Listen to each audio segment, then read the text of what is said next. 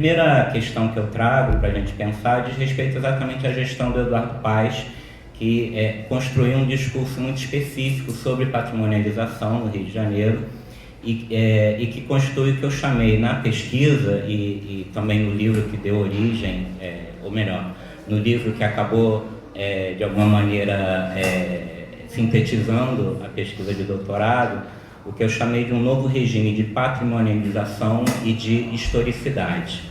Tá? Esse novo paradigma, e aí eu faço uma comparação o tempo inteiro com o meu tema de mestrado, que foi o corredor cultural, esse novo paradigma fez do patrimônio histórico e das atividades culturais importantes instrumentos para a transformação e a promoção da cidade. Seus princípios são consequências de certos modelos urbanos, museológicos, políticos e econômicos, que influenciam direta ou indiretamente a sua constituição. Na verdade, então, essa construção discursiva a respeito da patrimonialização do Rio de Janeiro não só se diferencia daquilo que foi proposto a partir dos anos 70, dentro do projeto Corredor Cultural, que é um projeto, como acho que a maioria aqui sabe, é um projeto de referência nesse sentido, como também ele está articulado a uma nova lógica do capitalismo, tá? Que eu não vou aprofundar aqui em nenhum dos dois pontos, mas queria só destacar isso. Esse modo de gestão se encarna claramente no Porto Maravilha, e aí entra essa discussão retórica, né, essa análise da retórica oficial, formal, que eu tento desenvolver no doutorado e no livro também. Tá? Bom, esse projeto de patrimonialização, ele na verdade serve como um instrumento, entre tantas coisas, que equilibraria supostamente interesses comunitários, mercantis e da política urbana municipal. A gente sabe muito bem que essa articulação e essa harmonização ela é muito mais um processo de mascaramento de tensões e conflitos típicos da região do Porto do que propriamente uma realidade. Na medida em que o patrimônio é utilizado como marca da singularidade local, os bens tombados passam a ser vistos como um sinal de modernização social e econômica ou como um capital de inovação. Não só como um capital de inovação, mas também como um instrumento que supostamente produziria uma harmonização das relações sociais e do espaço público, como regulador do mercado imobiliário, entre outras funções. E aí, para pegar alguns exemplos mais claros dessa dimensão retórica que o Guilherme colocou, eu pego, por exemplo, uma citação do Washington Fajardo, que evidencia um pouco as novas funcionalidades ou os novos sentidos que passam a ser atribuídos ao patrimônio histórico e cultural. Isso é uma citação informal que eu captei numa das conversas que eu tive com ele, conversas informais, em que ele disse mais ou menos o seguinte: a área de patrimônio está mantida e o que precisa ser enfrentado é a área de atividade monofuncional, porque essa área é uma bola de ferro amarrada à área histórica. É interessante notar o uso da metáfora bola de ferro para designar não o patrimônio, mas as atividades econômicas consideradas defasadas e os espaços considerados ociosos da região. No caso, são as áreas históricas qualificadas como ativos que reforçariam a transformação de uso da região, enquanto as atividades econômicas tradicionais e originais, também destacadas pelo Guilherme, especialmente relacionadas à função portuária, passam a ser vistas negativamente. E aí entra uma discussão, por exemplo, que a Roberta vai fazer na pesquisa, ela deve colocar da retórica do vazio também. Na mesma situação, o Jorge Arraes, que era o responsável pela SEDURP nessa época, afirmou que o diferencial da região em comparação com outras áreas degradadas da cidade é a presença maciça do patrimônio arquitetônico, e aí abre aspas, pelas possibilidades que o patrimônio traz para agregar valor à área. Bom, a segunda questão que a gente pode levantar aí é exatamente uma certa inversão do discurso que predominava pelo menos até o meados dos anos 80, ou nessa virada para os anos 90 que o Guilherme destaca também, que o patrimônio seria visto como uma bola de ferro. Seria visto como algo que impediria a incorporação imobiliária ou qualquer tipo de acumulação mais flexível dentro do capitalismo. Isso me leva para um segundo argumento, que tem a ver com a questão da historicidade do local. As propostas do governo Eduardo Paes no campo da preservação do patrimônio refletem uma determinada forma de compreender as relações entre este patrimônio e o tempo presente. O uso sistemático de termos como novos patrimônios, legado, vocação, entre outros, tanto por políticos quanto por técnicos envolvidos no projeto Porto Maravilha, supõe uma maneira singular de relacionar passado, presente e futuro, ou seja, um novo regime de historicidade. Aqui eu trabalho com a teoria do Hartog, de regime de historicidade, em que ele percebe que em cada momento histórico você tem o predomínio de uma maneira de articular passado, presente e futuro. E a gente viveria um momento mais presentista, digamos assim. Neste caso, então, o que a gente percebe é exatamente esse predomínio de uma ideia presentista de patrimônio, que se apresenta mais como um instrumento contemporâneo de organização e renovação do tecido urbano, do que como um instrumento pedagógico que permita a mediação entre passado e presente. Ao descrever o papel da preservação histórica no Porto Maravilha, Fajardo assinalou que tudo é histórico, por isso trabalhamos de acordo com o tempo presente. O que fazemos é selecionar o passado, construímos hoje o que será o patrimônio do futuro. Mais do que uma frase de efeito, esse tipo de retórica parece antecipar o futuro desses bens. Ele revela a intenção de desencadear um processo de patrimonialização mais identificado com o tempo presente do que com a preservação propriamente do passado. O mesmo ocorre com outros enunciados utilizados no projeto, como o termo conteúdos tradicionais contemporâneos, utilizado por ele em vários textos, inclusive, ou o slogan um passeio na história com jeito de futuro, para se referir à nova Praça Mauá.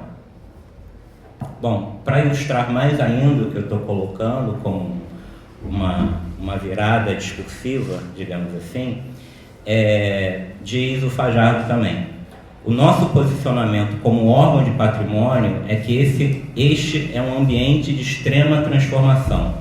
A frase é perfeita: transformar é preciso. E entendo que o patrimônio precisa ser trabalhado e vinculado a esta agenda de transformação.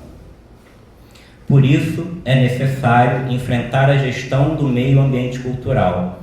Precisamos devolver a qualidade do espaço público nas áreas históricas, a necessidade de falar de conteúdos que possam ocupar essas áreas históricas, conteúdos vinculados à condição contemporânea, e criar novos instrumentos de preservação. Fajardo, então, chama atenção para os supostos perigos de uma visão tradicionalista e para a necessidade de abordar o patrimônio da área como instrumento contemporâneo de transformação urbana. Terceiro argumento, terceira questão para a gente debater, seria o seguinte: é possível perceber a valorização progressiva das relações entre política cultural e patrimonial e o planejamento estratégico da cidade nos últimos quadriênios. A ideia aí é que quando a gente pega os 3 últimos planos estratégicos da cidade e os compara com o primeiro, que é da época do César Maia, ainda anos 90, que você percebe uma progressiva valorização da ideia de cultura, do conceito de cultura. Ou seja, o conceito de cultura, que antes era praticamente periférico dentro dessa lógica do plano estratégico, ele vai se tornando cada vez mais central até virar um capítulo separado, tá? Enfim, o plano estratégico, é até um trecho que eu ia cortar, mas para mais uma vez dialogar com o que o Guilherme estava falando, eu vou citá-lo. O plano estratégico se diferencia dos planejamentos racionais tradicionais por flexibilizar o caráter regulatório do Estado, o que facilita muito essa diminuição da fronteira entre mercado e Estado, enfatizar os potenciais econômicos das cidades dentro de uma lógica de competição globalizada, e para que se tornem atrativas e competitivas, essa cidade precisa ser abordada estrategicamente a partir de uma reforma política administrativa, a fim de superar a separação público-privado, a modernização da infraestrutura de comunicações, a criação de novas centralidades e de espaços requalificados, a promoção de realização de eventos culturais e esportivos, bem como a renovação de áreas centrais adequadas a esses novos usos. E, nesse caso, as zonas portuárias acabam sendo objetos privilegiados, prestigiados, para que seja atribuída essa ideia da degradação e para que seja feito um processo de revitalização, digamos assim. A partir de então, essa visão empresarial da cultura, em que esta passa a ter destaque na revalorização e na imagem das cidades, torna-se uma característica das propostas de revitalização de diversos centros históricos do Brasil. Tá?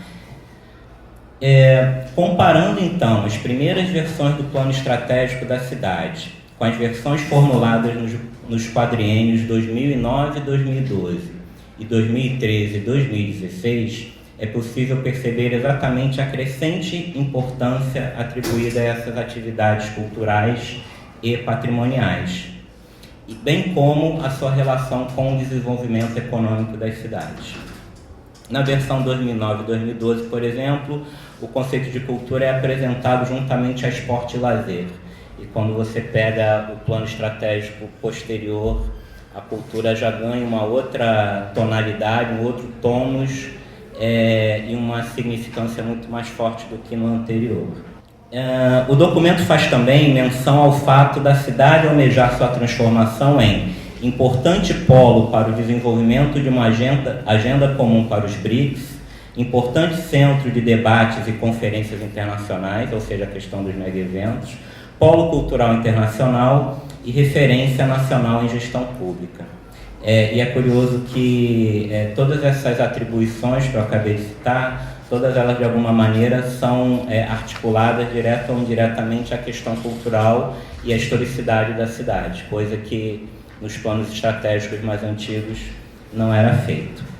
E para fechar, o quarto comentário que eu tenho para fazer para vocês, e quase a título de conclusão também, é que analisar os impactos produzidos pela lógica do planejamento estratégico sobre a construção contemporânea da memória da cidade do Rio é um modo de perceber a maneira pela qual o poder local construiu discursivamente as mediações entre memória e inovação, passado e progresso, cultura e desenvolvimento, no sentido de legitimar certas escolhas urbanísticas e econômicas, o que ocorre, obviamente, em diversos documentos, narrativas, enfim, toda a produção midiática foi produzida direta ou indiretamente pelo Porto Maravilha.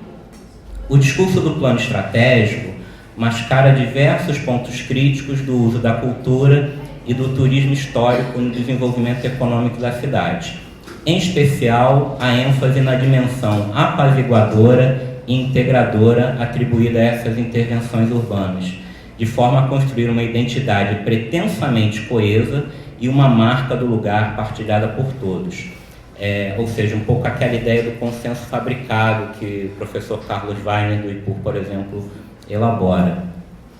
Da mesma forma, os recursos culturais e históricos distintivos do lugar são muitas vezes idealizações ou simplificações que visam domesticar o passado para que se assegure o sucesso do marketing do lugar. Para concluir, os processos de patrimonialização liderados pela Prefeitura do Rio de Janeiro tornaram-se um princípio estruturador da imagem da cidade até certo ponto e um modo de agenciar um novo modelo de capitalidade para o Rio de Janeiro. Por outro lado, a nova gestão municipal não parece compactuar com essas propostas. O atual prefeito, Marcelo Crivella, tem demonstrado até o momento uma certa desatenção para com políticas culturais e patrimoniais e até mesmo um certo desprezo pelas manifestações da cultura popular da cidade.